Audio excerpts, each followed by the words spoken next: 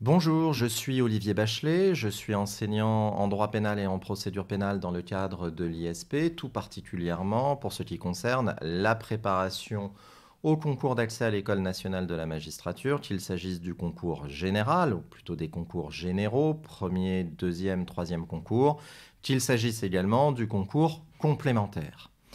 Je vous parle aujourd'hui du sujet de droit pénal qui a été proposé aux candidats dans le cadre du concours complémentaire d'entrée à l'École nationale de la magistrature.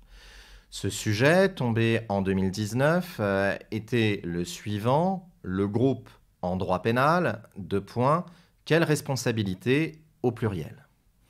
Ce sujet, nous l'avions traité dans le cadre des préparations, des séances de préparation estivales qui ont eu lieu au mois de juillet, préparation donc de cette épreuve de droit pénal. Nous avions en effet traité le groupement en droit pénal, et en réalité, ce sujet, le groupement, est le même que le sujet qui est finalement tombé, avec néanmoins un intitulé un peu différent: le groupe en droit pénal, quelle responsabilité. Le groupe en droit pénal, quelle responsabilité, c'est le même sujet, sauf que l'intitulé du sujet vous guide. L'intitulé du sujet qui a été donné dans le cadre du véritable concours vous guide, puisqu'il s'agit pour vous de traiter uniquement la responsabilité pénale. Évidemment, un tel sujet, le groupe en droit pénal qui serait tombé dans le cadre du concours général aurait dû être traité à la fois au prisme du droit pénal et au prisme de la procédure pénale. Il devait y avoir des développements à la fois en droit pénal, complicité, coaction, responsabilité pénale des personnes morales, mais aussi en termes de procédure pénale, notamment pour ce qui concerne la procédure dérogatoire en matière de criminalité et de délinquance organisée. Mais s'agissant de l'épreuve de droit pénal dans le cadre du concours complémentaire d'entrée à l'ENM, il n'y a pas de procédure pénale. Le programme est cantonné au droit pénal de fond, au droit pénal général et aux quelques infractions qui figurent au programme de droit pénal spécial. C'est la raison pour laquelle l'énoncé vous guide. Le groupe en droit pénal, quelle responsabilité? Cela vous permet de ne pas aller sur le terrain de la procédure pénale, puisque vos développements doivent respecter le programme et donc se cantonner au droit pénal de fond. Et puis, le pluriel, quelle responsabilité, vous guide également, parce qu'il s'agit d'évoquer quelles sont les qualifications qui vont pouvoir être appliquées à la situation de groupement, sachant qu'il y a évidemment plusieurs qualifications, comme je l'évoquais un instant. La complicité, la coaction, notamment, pour évoquer seulement la théorie générale du droit pénal général. Donc, en réalité, ce sujet qui est tombé en 2019, le groupe en droit pénal, quelle responsabilité, c'est exactement le même sujet que j'ai traité avec les candidats inscrits à la préparation et qui était le sujet, le groupement et le droit pénal. Finalement, c'est traiter le groupe ou le groupement en droit pénal.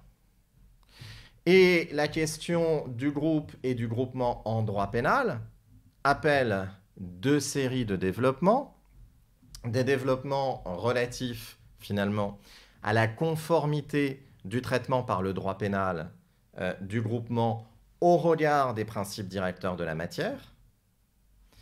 Et puis, dans un deuxième temps, évoquer la nature finalement de cette réponse pénale à l'égard du groupement.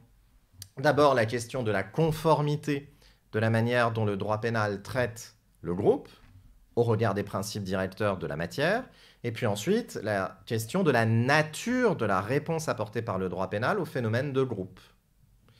La conformité, c'est évoquer pour l'essentiel la question du principe de personnalité de la responsabilité pénale. C'est évoquer la question de la personnalité de la responsabilité pénale, qui est un principe directeur de la matière pénale, qui trouve son fondement dans le droit à la présomption d'innocence, dans les principes de nécessité et de proportionnalité, parce qu'évidemment, il n'est absolument inutile au corps social de voir condamner une autre personne que celle qui a véritablement commis l'infraction. Donc la question du groupe en droit pénal renvoie finalement à celle de savoir comment est-ce que le droit pénal parvient dans une situation de groupe à respecter le principe de personnalité. Parce que dans une situation de groupe, il y a évidemment un risque finalement de condamner tout le monde sans opérer de distinction entre le rôle de chacun. C'est l'objet des premiers développements. Et évidemment, à l'occasion de ces premiers développements, dans votre première partie, vous allez évoquer les théories générales qui s'appliquent au groupe, la complicité, la coaction, et puis vous allez évoquer la jurisprudence de la Cour de cassation, relative à la scène unique de violence, relative à la commune imprudence, cette jurisprudence qui permet, lorsque l'on ne sait pas véritablement qui a fait quoi, mais lorsque l'on sait qu'il y avait une intention commune entre les membres du groupement, cette jurisprudence qui permet de condamner l'ensemble des protagonistes pour l'infraction de violence ou pour l'infraction d'homicide ou de blessure involontaire. Et puis, toujours dans cette première partie, il fallait évidemment évoquer l'hypothèse particulière du groupement qu'est la personne morale. La situation particulière du groupement qu'est la personne morale, de ce groupe spécifique qui est reconnu par la loi, et qui pose une difficulté particulière en droit pénal, parce que, comme je le disais cet été en cours, évidemment, créer la responsabilité pénale des personnes morales, c'est en soi porter atteinte au principe de personnalité, au principe de personnalité de la responsabilité pénale, parce que, finalement, une infraction ne peut être commise que par un être de chair et de sang. Et admettre qu'une personne morale puisse être coupable de cette infraction commise par un être de chair et de sang, c'est finalement imputer un fait infractionnel à une personne qui est tierce juridiquement de l'auteur physique de l'infraction. Et donc expliquer comment le droit pénal parvient, au bout du compte, à satisfaire les principes de personnalité, de nécessité et de proportionnalité, y compris s'agissant d'une personne morale, notamment en évoquant les conditions d'imputation d'une infraction à une personne morale, l'infraction devant être commise par un organe ou un représentant et, de la personne morale et devant être commise pour le compte de cette personne morale. Après ces premiers développements relatifs à la conformité de la réponse du droit pénal au groupement au regard des principes directeurs de la matière, il fallait évoquer ensuite la nature de la réponse apportée. Et la nature de cette réponse apportée, c'est une réponse qui doit être qualifiée de sévère. La réponse du droit pénal face au groupe, c'est une réponse sévère. Cette sévérité se manifestant de deux manières en droit pénal de fond. D'abord par la création d'incriminations autonomes qui viennent sanctionner à proprement parler des comportements de groupe. Et ensuite, une sévérité qui se manifeste au regard des peines encourues, puisque la situation de groupe est souvent une circonstance aggravante. D'abord, une réponse sévère parce que il existe des infractions autonomes venant sanctionner des comportements de groupe.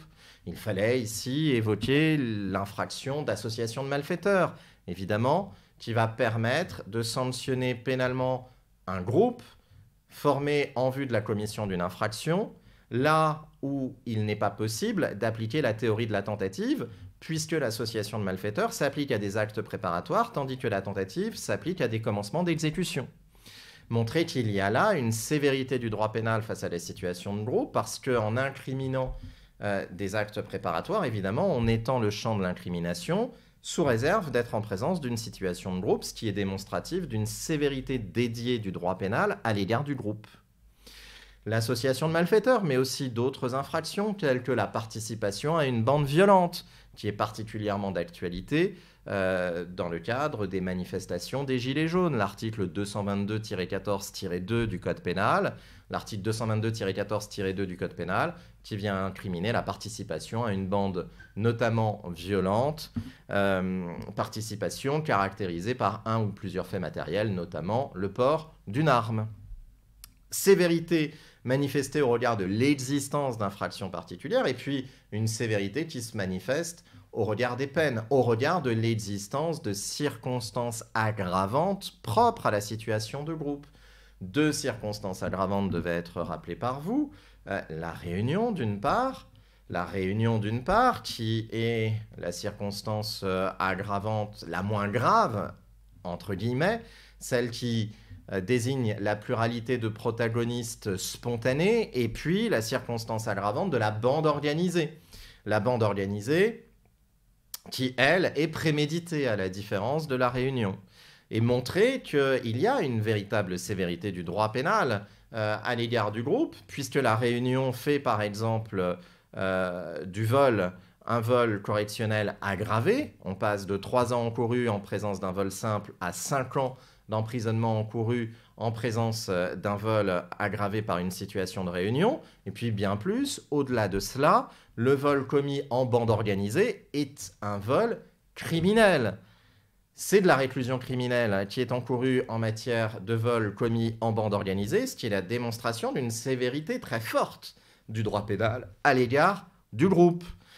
Et il fallait ici aussi insister sur le nécessaire équilibre qu'il convient toujours d'opérer entre la protection de l'ordre public et la protection des droits et libertés, et montrer, certes, il y a une sévérité du droit pénal face au groupe, manifestée notamment par les peines encourues en matière de vol commis en bande organisée, et souligner la jurisprudence récente de la Chambre criminelle de la Cour de cassation qui est venue donner une nouvelle définition de la bande organisée, cette bande organisée qui implique une préméditation, mais pas seulement désormais. Il faut une préméditation, mais en plus une organisation structurée, ce qui permet de cibler la répression la plus haute sur les faits les plus graves, les comportements qui relèvent de comportements typiquement mafieux.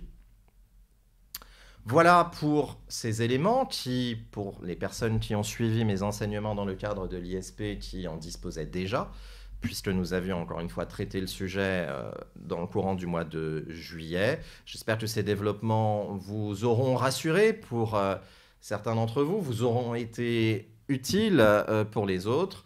Je vous souhaite bon courage et je vous dis peut-être à bientôt.